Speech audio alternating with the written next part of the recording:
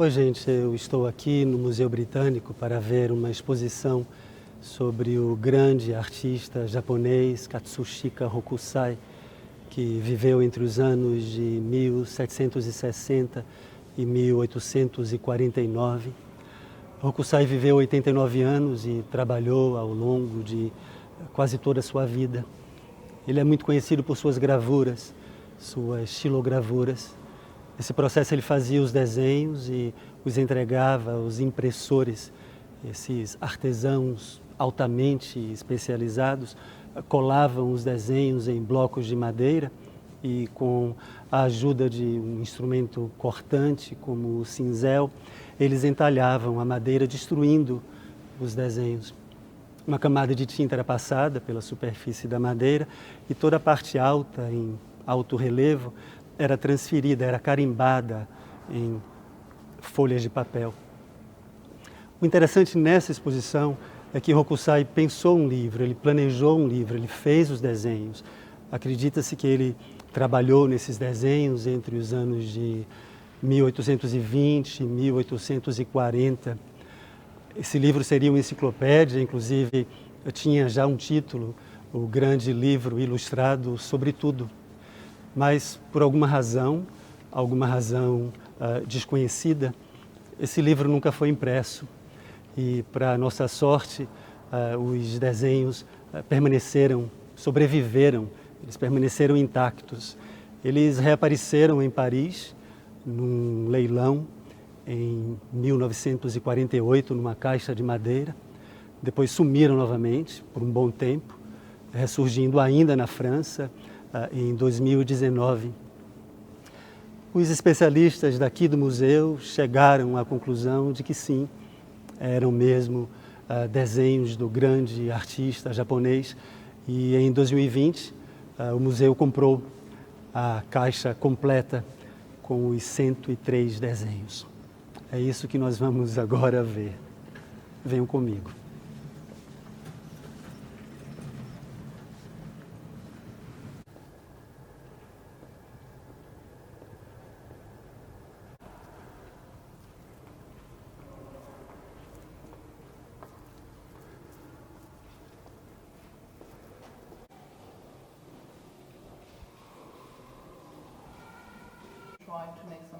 Eu gostaria de começar mostrando esta, que é, sem dúvida, a imagem mais famosa de Hokusai, a grande onda de Kanagawa, que faz parte de uma série de gravuras que tem como título As 36 Vistas do Monte Fuji.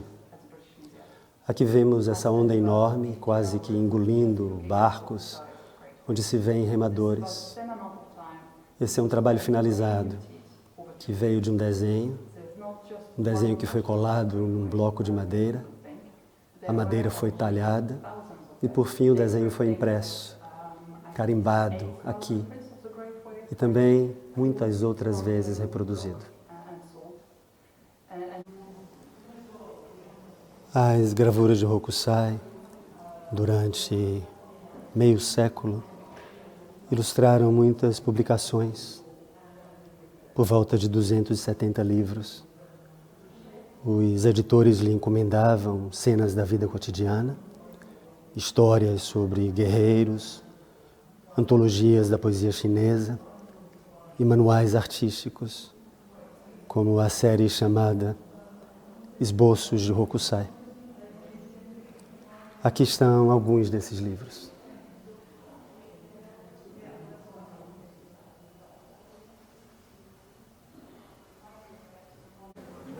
Belas Vistas, da capital do leste, publicado em 1800, é uma antologia da poesia japonesa Kyoka, em 2 volumes.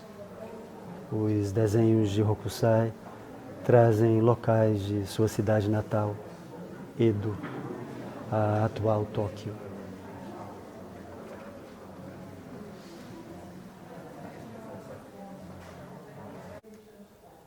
Esta é a antologia da poesia da dinastia Tang, a dinastia que foi do ano 618 a 907.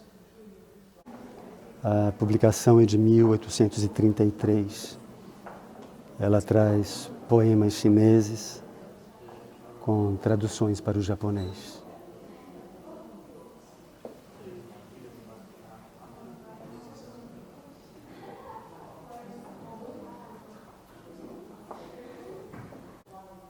Estes são os esboços de Hokusai, de 1814 a 1878. Uma série de manuais de desenhos que obteve grande sucesso. Desde o princípio do século XVII, no Japão, um público de leitores ávidos incentivou a produção de muitos livros de conhecimento prático, incluindo enciclopédias ilustradas. As enciclopédias padrão cobriam muitos tópicos: geografia, o corpo humano, vestimentas, pedras preciosas, animais, dragões, plantas. Este conjunto de livros de 1789 tem por título uma coleção completa de ilustrações para elucidar os jovens.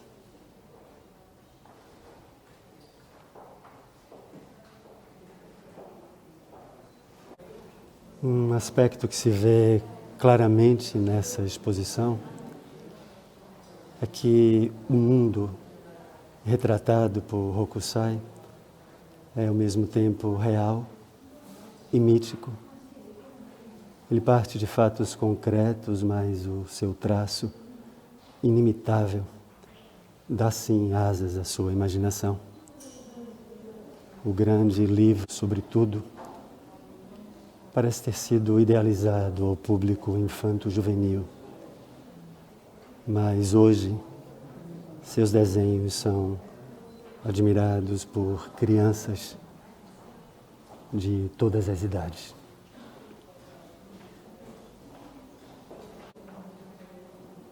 Como eu disse no princípio, o foco dessa exposição não é a gravura impressa, mas o desenho inicial, que por não ter virado livro, sobreviveu como veio ao mundo, através das mãos e da imaginação de Hokusai.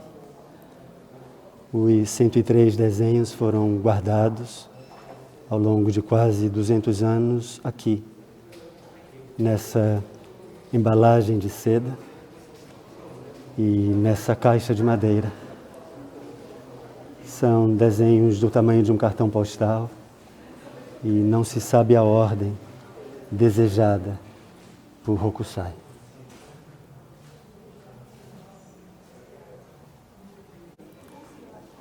No entanto, a imagem da qual eu vou me aproximando seria a folha de rosto do livro. Ela traz dois dos mais importantes temas abordados nesse projeto: China e Índia. Nisso percebemos um grande interesse de Hokusai pelo estrangeiro, numa época em que o Japão se via isolado, fechado a outros países. Eu falo especificamente do período Edo, que se estendeu por mais de 2 séculos, de 1603 a 1867. Foi também durante o período Edo que as artes floresceram no Japão. A pintura, a xilogravura, o teatro, a música e a literatura.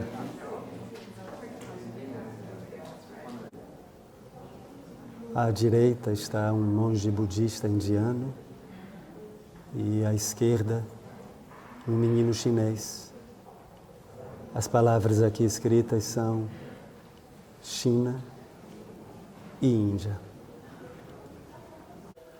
O outro tópico do livro é a natureza, compreendendo os reinos animal, vegetal e mineral.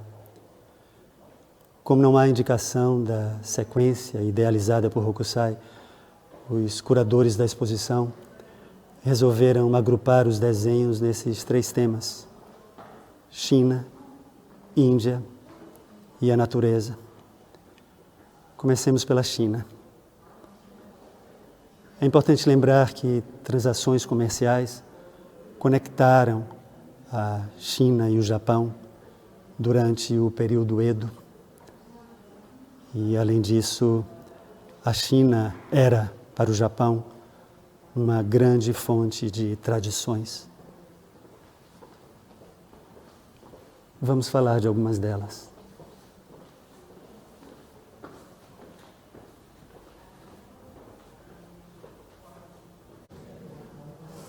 Acompanhado por 2 espíritos da natureza, o deus Taifeng Shen, do taoísmo, uma religião e filosofia da antiga tradição chinesa, põe em movimento a força material do céu e da terra. Um outro ponto importante a ressaltar é que todos os desenhos trazem por escrito uma descrição da cena.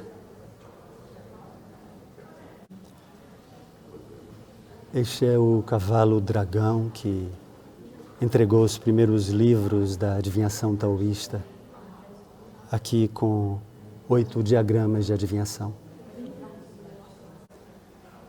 Kanhui, o deus taoísta que danificou os pilares que separam o céu da terra.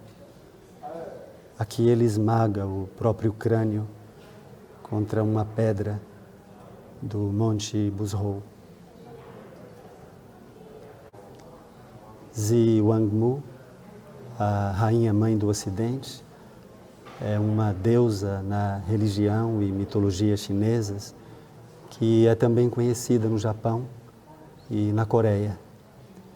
Deusa da prosperidade, longevidade e felicidade eterna. Nesse desenho de Hokusai, ela aparece reclinada numa carruagem, sendo levada por suas acompanhantes. Esses muitos pontinhos no papel sugerem uma atmosfera nebulosa. Os mitos chineses relacionados às origens explicam os primórdios de quase todos os aspectos da sociedade e cultura humanas.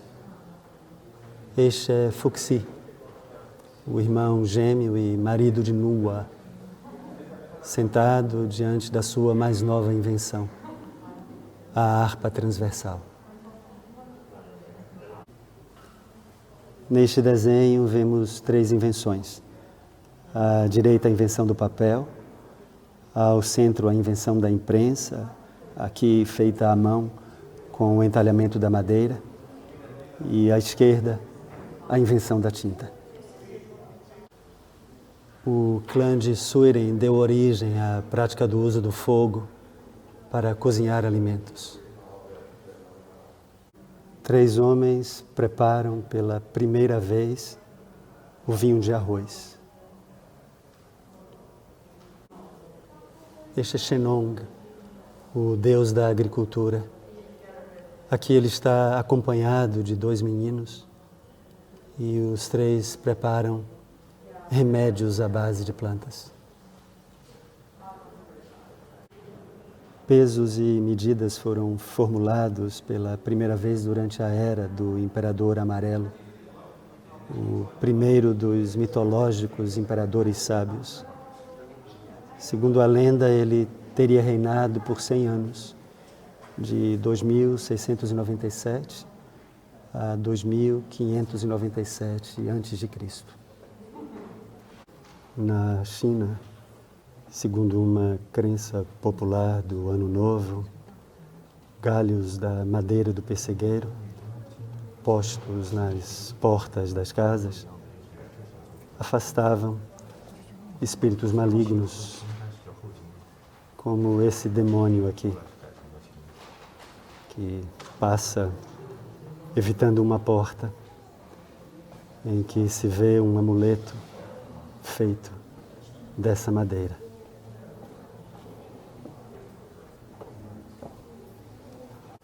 Nessa lenda, o imortal Yunzongzi e seu acompanhante Leshem tentam advertir o rei Zhou da dinastia Shang do início do século III depois de Cristo, de que Daji, sua misteriosa concubina, é de fato um espírito de 1000 anos, um espírito do mal, o espírito de uma raposa de 9 caudas que se apossou da verdadeira Daji.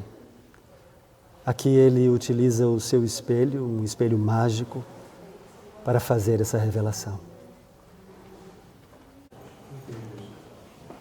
Embora não pudessem viajar, os japoneses continuaram interessados em outras terras e culturas.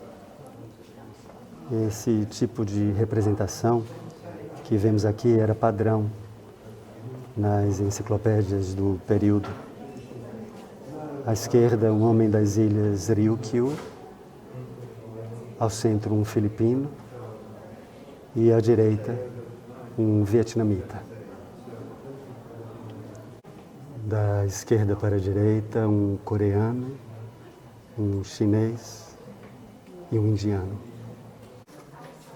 Da esquerda para a direita, um taiwanês, um bárbaro do sul, como eram então conhecidos os europeus. Esse é um português com roupas do século XVI ou início do século XVII e um emishi, oriundo do nordeste do Japão. E Hokusai vai imaginando seres cada vez mais fantásticos. Este homem à direita representa os povos da terra das pessoas imensas. Este homem na sua mão representa os povos das terras das pessoas pequenas. E à esquerda, um homem da terra dos que têm braços longos.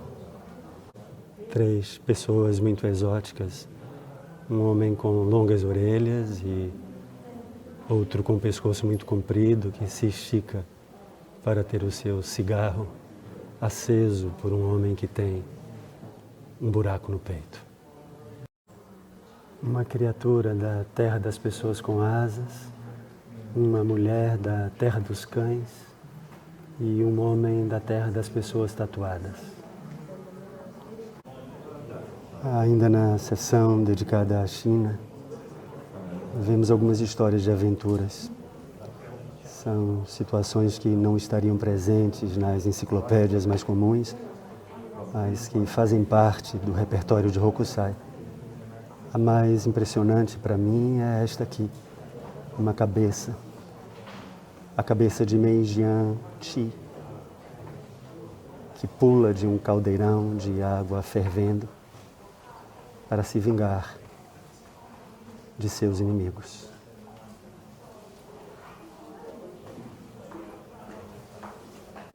Usando o tutano de um leopardo vermelho, o imperador Wu conseguia fazer tochas que permaneciam acesas, mesmo sob chuvas torrenciais.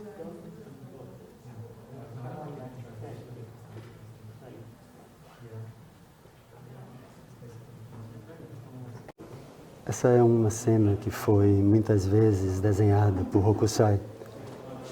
Nela vemos a união da força física com a força intelectual. O guerreiro Wu Zixu, que morreu em 484 a.C., se prepara para escrever, ao mesmo tempo em que sustenta um recipiente de bronze, e um recipiente que não é nada leve, pesando, segundo a descrição, por volta de 590 quilos. E ele faz tudo isso sorrindo.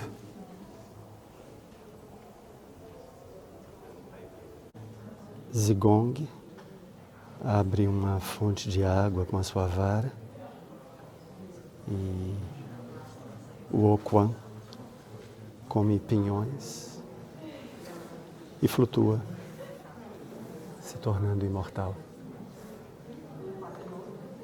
No tempo do imperador Yao, Hou-yi atira em direção aos céus e consegue derrubar 9 sóis suplementares.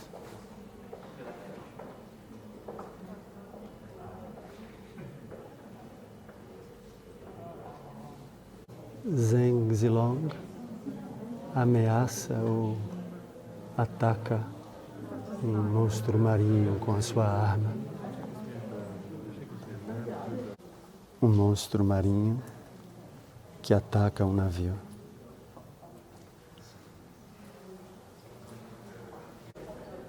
Um peixe gigante alvissareiro aparece diante do imperador amarelo. Liu Bang, que se tornaria o imperador Gaozu de 206 a 195 a.C. Aqui ele ainda era um oficial de patrulha. Nessa cena ele mata uma cobra branca, que era venenosa e maior que uma árvore. Um conhecedor da filosofia de Confúcio e seus seguidores, durante uma viagem, encontram abrigo para passar a chuva dentro de um ovo de peng. O peng, na mitologia chinesa, era uma ave gigante que surgiu da transformação de um peixe também gigante. Aqui estão 2 personagens de um livro clássico chinês do século XVI, que se baseia em alguns fatos históricos do século VII, o romance mitológico Jornada ao Oeste. Os personagens são o monge Xuanzang, o protagonista da história, e à sua frente o seu companheiro, o seu protetor, Sun Wukong, o rei macaco, que tem poderes extraordinários. Eles partem numa viagem à Índia para recuperarem os textos sagrados do budismo, os sutras. O segundo tema é a Índia, com suas lendas, seus mitos, suas crenças, com histórias e personagens do budismo.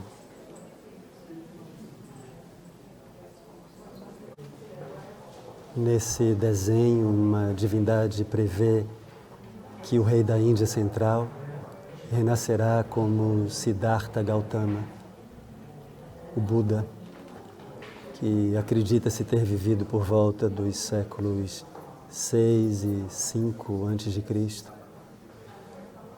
A divindade prevê também que ela própria renascerá como o monge Devadatta. Devadatta foi um primo de Buda que, após se tornar o seu discípulo, se tornou seu inimigo. Visvakarma, na mitologia hindu, é considerado o arquiteto do universo. Ele personifica o poder que mantém o universo unido. Nesse desenho, uma imagem do Buda que ele esculpiu na madeira ganha vida e reverencia Sariputra, um dos mais importantes discípulos do Buda. Esses 4 guardiões da religião budista erguem as 4 nobres verdades do budismo. Virudhaka, rei de Kosala, tramou a aniquilação do clã ao qual pertencia a família do Buda. No entanto, morreria atingido por um raio. O Hokusai imagina o exato momento em que o raio atinge. E o raio aqui reverbera em traços que parecem sair do papel. Esse é Maudgalyayana, considerado o segundo dos 2 principais discípulos do Buda. sobretudo em poderes sobrenaturais. Aqui ele domina um animal selvagem que parece um boi gigante. Ele usará a pele do boi para fazer um tambor. Essa é uma história que lembra um conto popular budista, no qual um boi sacrificou a própria pele para que o Buda pudesse fazer um tambor para afastar um tigre. Este é Mahakashyapa, um outro importante discípulo do Buda. Foi ele quem conduziu a comunidade monástica após a morte do grande líder. Aqui, numa caverna, com toda a calma e serenidade, ele invoca um dragão venenoso. Fumei Choja é o nome japonês para o rei indiano Surutasoma. Nesta imagem ele tem nas mãos um pergaminho e ao que parece é o que ele utiliza para invocar o espírito da raposa de 9 caudas que surge das nuvens. No Japão, no tempo de Hokusai, histórias de espíritos maquiavélicos, de raposas que assumiam a forma de belas mulheres, eram histórias muito populares e se passavam não apenas no Japão, mas também na China e na Índia. Este é o rei indiano Kalmashapada, um rei mitológico que, segundo a lenda, nasceu de uma leoa. Aqui ele está sentado num leão. A carne mumificada em mel por um período de 100 anos tinha, supostamente, poderes medicinais. O homem com um lenço cobrindo a boca e o nariz parece estar cortando um pedaço de carne mumificada para dar ao seu chefe. Os próximos 4 desenhos trazem arhats, discípulos de Buda de elevada estatura espiritual, que, embora ainda não tenham atingido a meta final da evolução humana, se aproximam dela.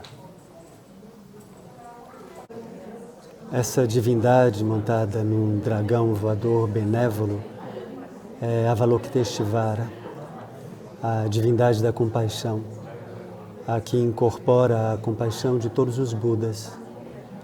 Ela se manifesta em 33 formas, mas nos países do leste da Ásia, como o Japão, ela ganhou a forma feminina e é conhecida como Kannon. Os dois estão aqui juntos na defesa do budismo. Ela é a protetora de um dos mais longos e amados textos budistas, o Sutra do Lótus. E aqui estão eles novamente, numa imagem semelhante, num livro que Hokusai publicou anos antes, em 1814, um livro que tem por título Álbum de Desenhos Fiéis à Vida. E, por fim, a natureza. Aqui veremos desenhos de minerais, plantas e muitos animais, reais e mitológicos. Nesse desenho, Hokusai nos apresenta pássaros. Acima está uma ave do paraíso e abaixo o mitológico Jianjian, um par de pássaros inseparáveis. Cada um tem uma asa e só um olho. Separadamente eles não sobreviveriam. Um precisa do outro para enxergar melhor e para voar. É um par que representa o equilíbrio na união do macho com a fêmea. No tempo de Hokusai, acreditava-se que desenhos de animais míticos tinham uma função protetora. À direita vimos o Kirin, que anunciava a chegada de soberanos sábios. E à esquerda, o Hakutaku, com 9 olhos, a cara de um homem velho e o poder de dissipar o mal. Aqui à direita, um outro tipo de Kirin, e à esquerda o Baku, que tinha o poder de devorar pesadelos. Um rinoceronte com um casco de tartaruga no dorso. À frente dele, uma criatura lendária, uma mulher talvez, uma criatura do mar. E abaixo, no canto direito, um animal semelhante ao rato, que, pelo que diz a descrição, penetra peixes grandes pela boca e lhes come os intestinos e o estômago. O mítico Shoujo, um tipo de espírito marinho japonês que tem a aparência de um macaco sentado sobre um camelo, além de um cão guaxinim voador e uma raposa. Aqui à direita, entre fazões, uma outra ave mitológica, a Kashimashidori, descrita como um pássaro que tem 4 asas, rabo de cachorro e só um olho. À direita, ao lado de um pavão, ela, uma ave mitológica da qual eu sempre ouvi falar.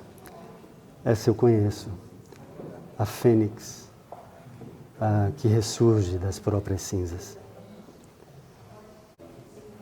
Aqui 2 aves de grande porte, o casuar e a avestruz.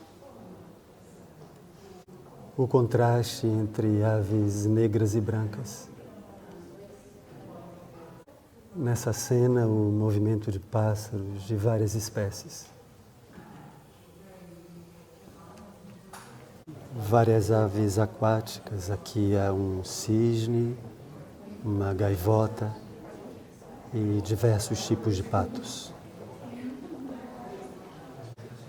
Grãos de estimação do poeta chinês Lin Bu, à direita, e tartarugas de 1000 anos que sobem em folhas de lótus. Um porco-espinho, um bode e uma civeta, uma espécie de gato selvagem. Em meio a hibiscos, 2 gatos. Entre begônias que crescem num terreno baldio, onde foi jogado o resto de um telhado velho, uma doninha ou furão caça um rato. Um cão guaxinim e 2 raposas brancas fogem de um cão caçador que acaba de pegar uma raposa que se debate em sua boca. Escondido sob uma cascata, um urso aguarda pacientemente o seu almoço. Ele aguarda os peixes que certamente subirão o rio e, ao saltarem, cairão em sua boca. Em outros séculos havia muitos animais selvagens no litoral e nas montanhas do Japão. Nesse desenho estão um búfalo d'água, o búfalo asiático e uma lontra marinha. À direita, um burro, dito cavalo-coelho por suas longas orelhas, e à esquerda, um cavalo apresentado como cavalo do mar. Um leopardo e um tigre, animais que não existiam no Japão. Hokusai deve ter usado como ponto de partida desenhos de outros artistas. Nessa cena, um elefante enorme está sendo cuidado por dois homens. Um é esse aqui, à direita, dá para ver bem, mas o outro está quase escondido, ou quase completamente escondido. Dele se vê apenas um pedaço da cabeça. Aqui, ele está escondido por trás da cabeça do elefante. Um urso, um veado e um javali.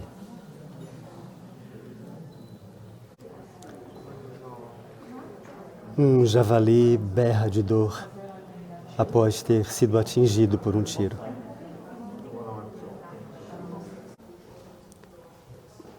Uma cena noturna. À direita, um lobo que olha para cima como se contemplasse a lua minguante. E à esquerda, um morcego e dois esquilos, sendo um deles um esquilo voador. Esse pássaro é o Mainá, que voa entre uma palmeira e uma árvore mitológica totalmente surreal, a Nimenju. As flores ou frutos dessa árvore são pequenas cabeças com rostos humanos. O texto que acompanha o desenho informa que, se rirem continuamente, as cabeças logo caem. 4 plantas aromáticas que produzem ervas e condimentos. Da esquerda para a direita, um pé de cravo, um pé de açafrão, um pé de shiso, da família da hortelã, e um pé de pimenta. Pedras preciosas e minerais estavam sempre presentes nas enciclopédias ilustradas. Aqui vimos alguns, começando do canto acima à direita: quartzo, nitro, uma ostra gigante, lápis lazuli, âmbar, quartzo novamente e um casco de tartaruga. No tronco oco de uma árvore de grande porte, a canforeira, quase entrelaçado às suas raízes, encontra-se um santuário. É possível que se trate de uma árvore centenária, de mais de 900 anos, que ainda vive hoje no Japão, nas terras do santuário de Konomini. Eu gostaria de terminar esse passeio por esse livro aberto de Hokusai com uma imagem que é, para mim, uma das mais belas. Uma imagem fascinante, na qual se vê a representação de uma fábula.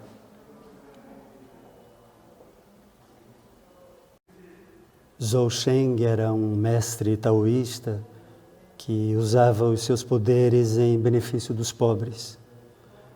Uma vez, quando ele estava num templo budista, ouviu alguns peregrinos lamentarem o fato de não poderem ver o lendário Palácio da Lua.